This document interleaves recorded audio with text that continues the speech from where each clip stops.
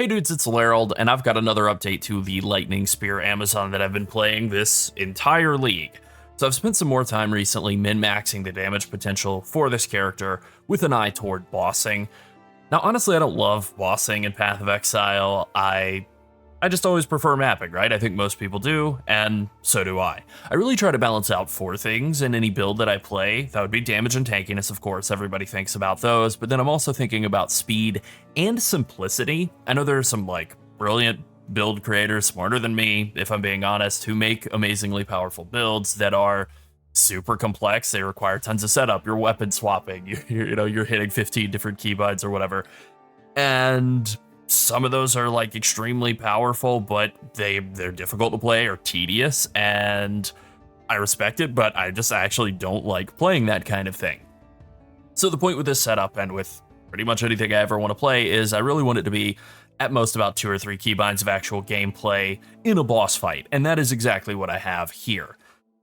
I also really don't love glass cannon bossing builds. I've played them in the past, but I really prefer to play a build that can take a punch and run the hardest level maps in the game, but then also be a capable bosser. And that's exactly what I have with the Lightning Spear Amazon as I have it set up right now. I'm killing phase 2 of tier 4 King in the Mists in under 10 seconds pretty consistently. I mean, sometimes 8. I'm killing tier 4 Zesht in under 15 seconds very consistently, under 20 seconds very consistently, potentially even less than that. So not hilariously fast, but very, very fast for a build that is allegedly just a mapper. The damage is very strong, upwards of 5 million. Actually, I think upwards more of 10 million DPS once it's really set up correctly. But the build is also tanky. I've comfortably cleared a ton of tier 4 Deliriums with this setup. I've cleared a bunch of, tier 16 and plus levels maps, right? So let's get into it.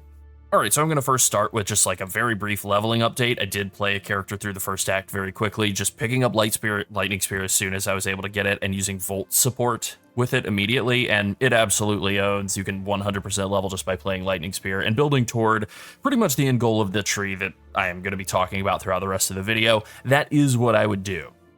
Alright, so the biggest change that I made was to gear. I switched over to using a Sacred Flame. This is something I'd talked about in our previous video. Obviously, this is not the cheapest item in the world, and this isn't the best rolled one either, It really is only, it's basically just a 2-mod item. You get 40 to 60% of damage as extra fire, and then enemies resist all elemental damage based on their lowest resistance. So you have sort of an incentive to lower just one resist. You're playing a Lightning Spear build, so you kind of want to lower their lightning resist. It's kind of the easiest thing to do.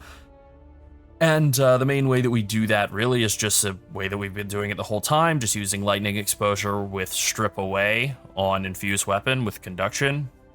Super high chance to shock, then it's removing 26 lightning res from them. And then we throw a couple of other things in there, Blind and Culling Strike, that has some synergy elsewhere. But that's pretty much it, right? We're just kind of shredding away their lightning resist, and then that applies to all of the extra fire damage that we're getting, all the extra cold damage that we're getting that I'll talk about in a second. And so the thing that I kind of have to compensate for is that compared to a normal Scepter, this only has 100 base spirit. You can use the Rabbit Talisman, very expensive, to get 10 more spirit, which I did. It really hasn't wound up being all that valuable, but you do kind of have to compensate for that elsewhere, either by just running fewer auras at a time, which is what I'm doing currently, or by just getting another 50 or 60 spirit as a body armor prefix, which I think is probably a better idea, but it just isn't something that I've done yet because I don't know, I didn't want to have to do the whole shuffle of fixing resists and stats and so on by doing that. So what I've done is I've dropped Barrage out of the build entirely just so I can have Trinity and Cast on Crit in here as auras, along with Herald of Thunder and Wind Dancer, of course. And then when I'm mapping, I just turn off Cast on Crit and I turn on Ghost Dance and Combat Frenzy to help with generating charges, and that's kind of it. Technically, if I really wanted to min-max it, I could throw Profusion in to the Cast on Crit setup for bossing. But I'm just using Cast on Crit for bossing, and then Ghost Dance and Combat Frenzy to generate charges and keep myself tanky while mapping. This is working really well, and it's relatively low effort to turn cast on crit on and off.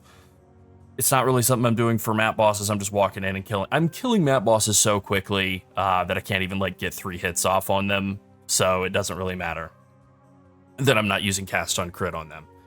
But for bossing, I tend to do that in bunches. So it's like one moment of kind of swapping some skills around, and then, you know, you do bossing for an hour or two. I can handle like 15 seconds of setup for that. Now, in terms of the other gear, I have this much nicer Tangle Tongue.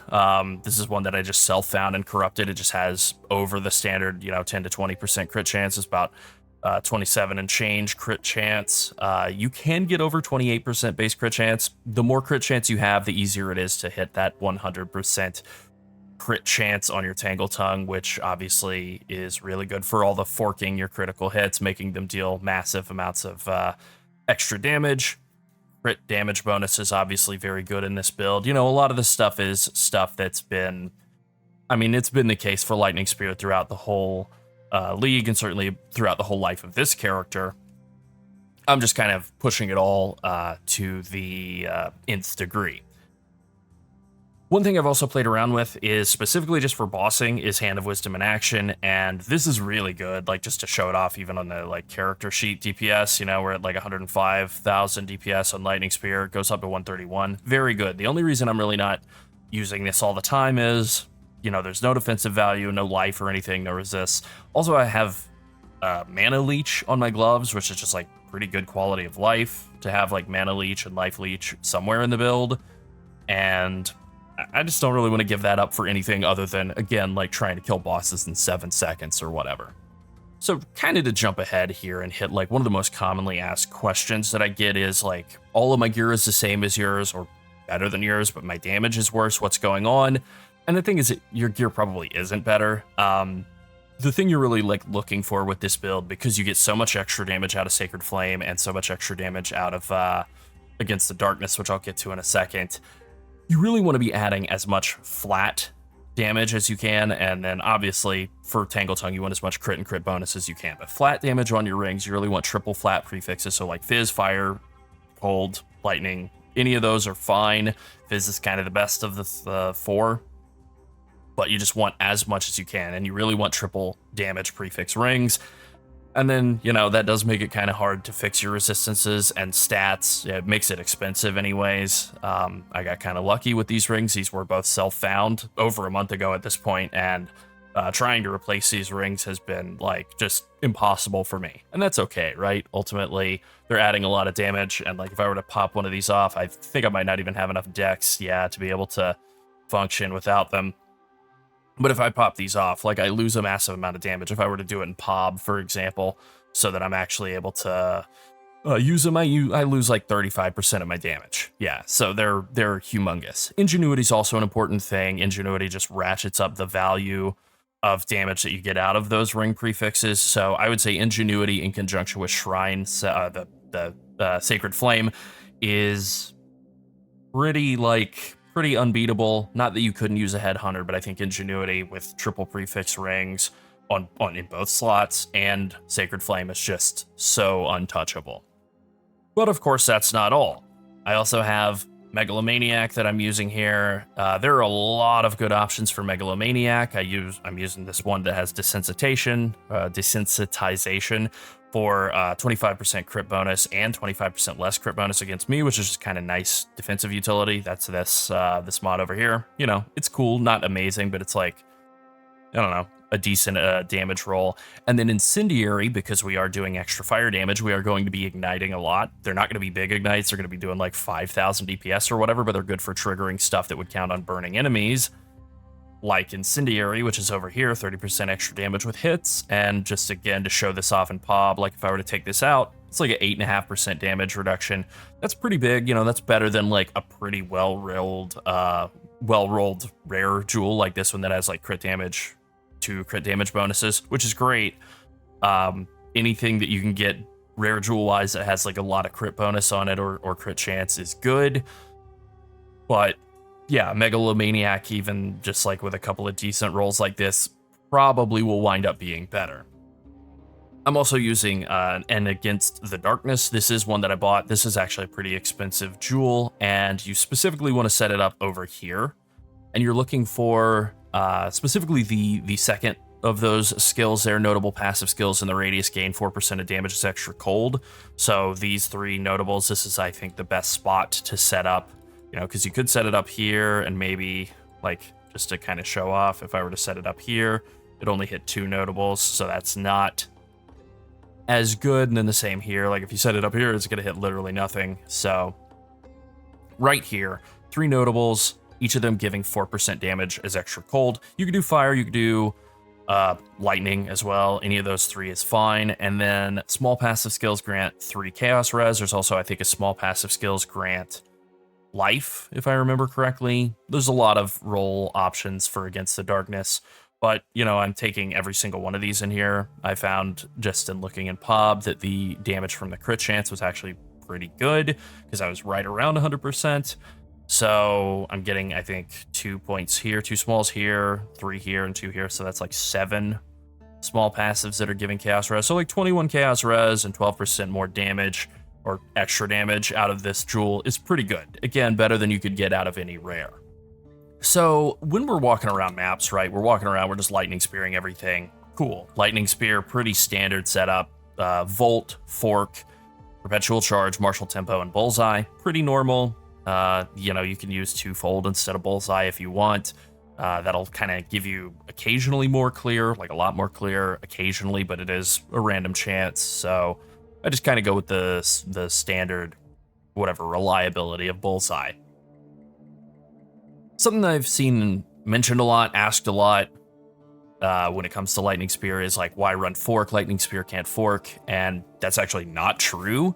What can't fork is the spear itself. The big metal spear can't fork, but the lightning balls that it shoots out, those absolutely fork. And you can tell immediately if you clear with this without fork. It's not nearly as good at clearing huge packs of enemies. So I really do prefer Volt and Fork 100% on your lightning spear. Then for Stormlance, we're going to use Scattershot, or at least I like to use Scattershot, and the reason for this is, you know, it reduces the damage, right, and it reduces the attack and cast speed, so that's all terrible, but it gives you 2 extra projectiles to throw out at a time. And so if you're using Stormlance, which, you know, the way I'm using it is mostly to be like kind of steady damage, but mostly just to trigger shocks, so I can use Primal Strikes, then this makes it so that you're spending way less time casting it. Then I'm using like Primal Armament, Retreat, because I am using Primal Strikes. This opens up a couple of extra really good support gems in Retreat for Stormlance, and then Pursuit for Primal Strikes, where you're playing in and out of melee range and getting a lot of value there. And then Blindside and Overextend. This is just a really good, really synergistic pair of support gems, Blindside and Overextend.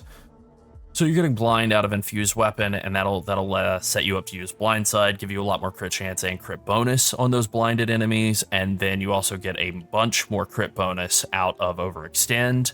And the day's downside of Overextend just isn't a big deal. You're really never using Stormlance or Primal Strikes outside of bossing. So when I'm bossing, you know, if the boss is about to come up, I'll start loading up some Stormlances, waiting for him to spawn. You can have 4 up at a time, and you're throwing out 3 at a time, so I'll, you know, kind of do that. And then I'll hit him with a 3-hit Primal Strikes combo, and Primal Strikes deals a massive amount of damage with the final hit and consumes shock. But it only does that massive amount of extra damage if they are shocked. So it'll basically be throw down the Stormlance, triple hit with the Primal Strikes, throw down a Stormlance, triple hit with the Primal Strikes, repeat. And if I ever get forced out of melee range, then I will throw Lightning Spear in on them, and, you know, basically wait to get back in and hit them with the Primal Strikes. So Primal Strikes does, like I said, a lot of damage, and we're using like Concentrated Effect and Close Combat to really take advantage of how hard that hits. And then we're also using Elemental Focus because it can't shock, it actually steals shock from the enemy. And then we're also using Excoriate, and because we're doing extra damage, it's like cold and fire, and then also doing regular lightning damage, we're going to have Chill, Ignite, and shock on any boss that we're fighting at all. So we're getting 30% more damage out of Excoriate, and 25% more out of Elemental Focus, and 30% more out of Concentrated Effect, and 25 more out of Close Combat. and 25 out of pursuit. So this just hits like insanely hard.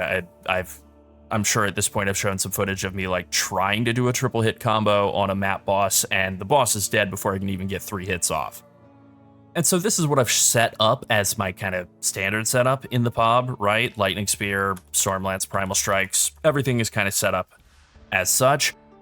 So with that being said, this is not the most common way to play. I think it's actually stronger, but the most common way to play is with Orb of Storms. You just set down an Orb of Storms, you have like Chain and Persistence and Font of Rage and Pinpoint Critical on it, and then you have it hooked up to you have it hooked up to your second weapon set, and then you have this focus in that second weapon set, crits with spells, apply 5 stacks of critical weakness. This makes it really easy to hit 100% crit. All you have to do is throw down an Orb of Storms every like 14 seconds or so.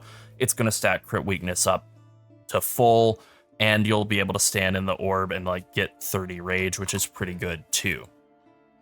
The thing that you want to change if you do that is you don't want to run Scattershot with your Stormlance. You want to just take that out and be just casting individual, much harder hitting Stormlances on bosses and keeping those all down under the boss, and then peppering them with Lightning Spears occasionally. Okay, so in terms of full DPS calculation, when you're trying to calculate damage of essentially a rotation where you're using multiple skills, you can click this little tab here, this little notch here, include in full DPS, and then it'll show down at the bottom.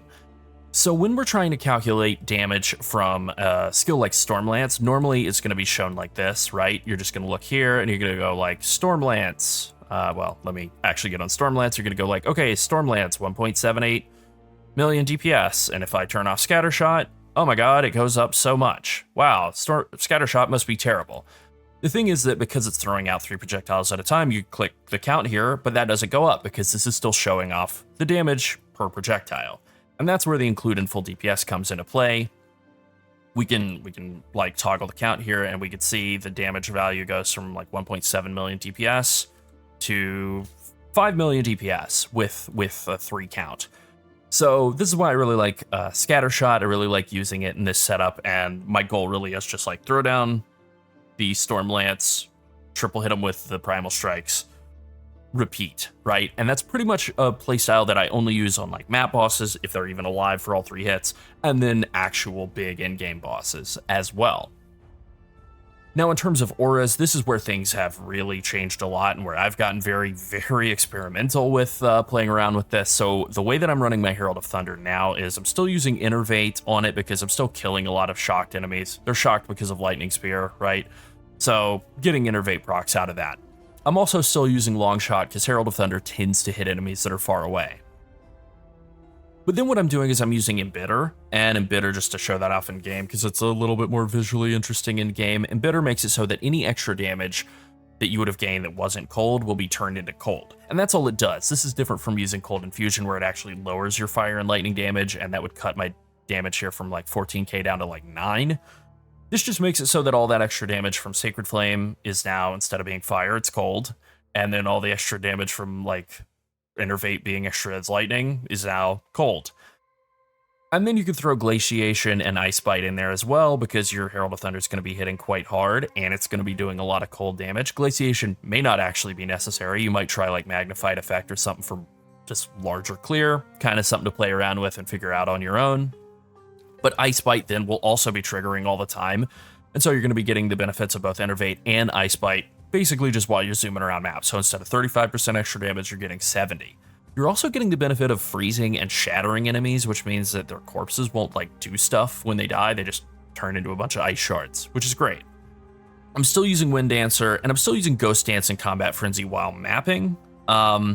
One thing that I am doing, because I have a lot of extra spirit just kind of hanging out, is I'm throwing in like Warm Blooded and Cool Headed just for less freeze and ignite duration on me. Totally not necessary. I just had free extra spirit sitting around, and it felt stupid to be like, yeah, I've got 30 extra spirit that I'm not using.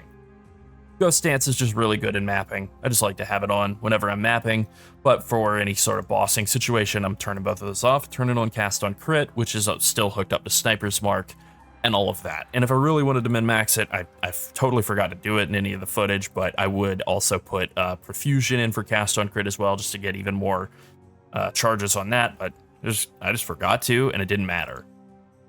Then the big thing, the thing that really changes everything is Trinity. This is the like most complex but most important aspect of all of the like true min-maxing of our damage. So at level 23, it goes up to 7% more damage with attacks per 30 resonance of any type. I just didn't have a 20 spirit gem laying around. I definitely should upgrade to that at some point, but it's pretty easy. You get a level 20 spirit gem, and then you just throw each of the 3 elemental mastery supports in there, and now it's 23, so it's 7% more damage per 30 resonance. So resonance caps at 100, and as it says, when you deal elemental damage, you get 14 resonance of the highest elemental damage type, and you lose 3 of the other 2. This is obviously very different from the way that Trinity support works in PoE 1. I kind of like that one more, but this one actually makes more sense. You basically want to be rotating between the 3 different types of elemental damage: lightning, fire, cold.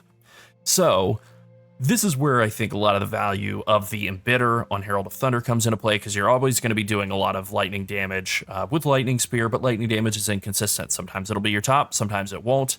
Fire, the extra fire damage that you get out of Sacred Flame, sometimes will be higher when you're throwing out lightning spears. So it's pretty easy to maintain a high resonance level on lightning and fire without a lot of flat cold damage in your build, which I do not have. I think I have just this one, 7 to 15. That's not very much. You're not going to be able to have any cold resonance at all unless you're using Embitter. I think maybe for bossing, you could try throwing this onto like Stormlance or something. I don't know really how I would feel about doing that, but maybe that's an option just for getting your Trinity value to be kind of more consistent across the 3. But for mapping, using Embitter on Herald of Thunder works to just make it so that you're pretty much bouncing between all 3 of the resonances, kind of going up to the top and then knocking the others down a bit, but you're going to be rocking somewhere around like 150 total resonance all the time. So if you're being smarter than me and you're running a level 23 Trinity, 150 resonance, 150 divided by 30, that's 5 times 7. It's about 35% more damage all the time. That's pretty huge. Now, if you're really doing a good job and actually staying like over 250, let's say you're at like 270, that's pretty hard to pull off. But if you were actually at 270, then, I mean, yeah, that's like 9 times 7, that's like 63% more damage. So I don't think it's really all that realistic to actually stay at like 100 of all 3. I mean, it's literally impossible. You always lose some resonance when you do damage with one of the other types. But that's okay, right? You're still getting a massive amount of damage. Like, you look at all of the rest of the auras that exist in the game, nothing else is coming close to bringing like 30% more damage, and this is bringing very easily 35% more damage just by zipping around and throwing lightning spears. This is also very huge when bossing, since it is actually a lot easier in the sort of bossing, the course of bossing, to be able to just maintain, like 200 resonance pretty easily. Now, it doesn't round up, right? So if you only had like 100 resonance, let's say you only did lightning damage, you were at 100 resonance, that would only count as 90 resonance, so you'd only be getting 3 times 7, so 21% more damage. Not bad for an aura, but it is very expensive. 100 spirit, it's a lot. So you really do want to be bouncing between multiple different types, and that is why we're using Embitter and also Sacred Flame and also Tangle Tongue, and why I did ultimately pay a couple of extra divines more to buy this Against the Darkness that has damages extra cold, rather than one that had like damages extra fire or damages extra lightning. All right, the final thing I want to cover is probably the thing I should have covered earlier on, is the aura that you get from your scepter, your Purity of Flame. For whatever reason, this is just free. Just whatever like support gems you throw into it, they just don't count as anything. So I'm just throwing the most expensive defensive ones that I can think of in there. Vitality, Herbalism, Cannibalism, 2% life on kill. Awesome, super good. 30% recovery from life flasks. I am using an Oros Resolve, so I'm actually regenerating too much life from Vitality support from Vitality for Tangle Tongue, reducing my life to actually work. So like, if I burn like a little bit of life and then I press Oros Resolve, 15,779 or 1,579, I should say, on that guard value. That's pretty cool. I think I'd burned a little bit. So yeah, I get about 1,600 guard whenever I hit an Oros Resolve, and I'm fairly close to full life. And if I take the Herbalism out and just show that difference off, it goes down to like 1,260. So, you know, it does apply, and it is quite a bit of extra shielding. A couple hundred extra points of shielding. Pretty good. And then precision, obviously, a lot of extra accuracy. Turns into a lot of extra crit. Works very well with Tangle Tongue. I'll just briefly go back to the passive tree. This is the way I've set it up. It's obviously set up the same in the POB. I'll just kind of show off some of the stuff I've played around with. So I'm not using a curse. I'm not using conductivity or anything to lower resistances. If you wanted to do that and use like a curse ground support, I do have what I would recommend for that in the POB. I did obviously, you know, it's disabled, right? One of my wordings here is that I have something like 15, 17 skills or something because I'm trying to give people options for stuff to move around. But obviously you're not going to be able to socket all of this different number of skills. So you're going to have to, you know, basically play around with stuff, see what you like, and then use this or that, make a business decision somewhere along the line. Everything below the line is just stuff that I'm not allowed to delete. That's why I put that line there. But I didn't really like the feeling of trying to use a curse, like a curse ground, and maintain that and move it around if the boss moves. So I just came over and took Forces of Nature, which gives penetration of all enemy elemental resistances, which works perfectly because we're doing all 3 types of elemental damage. And we are lowering resistances by hitting them with lightning exposure, but then we still have to penetrate further. And like penetrating just lightning resistance, like through exposed to the storm, doesn't apply to like our fire or cold penetration. But I still like taking exposed to the storm because the lightning exposure that we're gonna have 100% of the time just gives like a hell of a lot of crit chance. So it's still really good to have. All right, I think one other thing that I changed, and I did play around with just coming around the outside, maybe saving some points to spend elsewhere, but I think because we're bouncing back and forth between melee and ranged, I really still like this little stalk and leap section in here. You know, it just plays pretty well. I think one of the things that I've seen maybe people kind of get like faked out by with Exposed to the Storm by POB is lightning exposure doesn't work correctly in POB, just as like a general thing. So like it works if I have like, if I'm on infused weapon, which I have lightning exposure hooked up to, you can see it's working here. The enemy's exposed to lightning. If I'm on primal strikes, which exposes enemies to lightning with the final hit, same thing. But if I switch over to Stormlance, now it shows as red, so it's not counting. So that exposed to the storm crit chance is not applying in the Stormlance damage calculation, even though it should be. So that is something that I think I've seen some people like kind of get faked out by. Now, in order to fit all of these skills in order to fit Trinity in, I have had to cut Barrage. I've still left it in the POB if you like it, if you want to play with it. You know, I don't necessarily feel that Trinity or like, I don't know that there's really much of anything in this build that I would say is like absolutely mandatory, with the exception of like Lightning Spear and Stormlance. And then, you know, some of the generic stuff like Herald of Thunder and Wind Dancer are pretty hard to live without. But I would say there's a lot of freedom to kind of make it your own with a lot of the rest of these skills. All right, you know, I've said it a couple of times now, but Lightning Spear has really exceeded every expectation I had. I wanted Huntress to be my favorite character in the game before PoE 2 was even like released, well, in early access, and it really has been. I mean, what can I say? I really like spears, right? I keep thinking I'm going to play something else, and every time I try to, I wind up crawling back to Lightning Spear. I'm not even mad about it. I'm still having a lot of fun. All right, that's it. Be sure to like and subscribe if you enjoyed the video and you want to see more like it. And if you want to support us even further, consider becoming a channel member. Thanks for watching. Bye.